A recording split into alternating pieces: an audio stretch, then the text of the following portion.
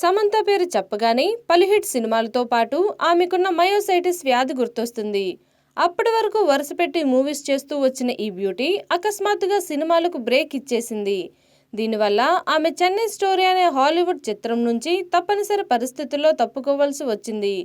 South ఇండస్ట్రీలోనే star heroine అయిన Samantha Sadar project నుంచి తప్పుకోవడంతో ఆ ఛాన్స్ ముద్దుగుమ్మ శృతి హాసన్కు వచ్చింది. అరేంజ్మెంట్స్ ఆఫ్ లవ్ అనే నవల ఆధారంగా తీస్తున్న ఈ చిత్రం రొమాంటిక్ కామెడీ కథతో సాగే మూవీ. ఇందులో శృతి అను అనే లేడీ డిటెక్టివ్గా నటించడానికి సిద్ధమైంది. ఈ మధ్య మొదలైన షూటింగ్లోనూ పాల్గొంది.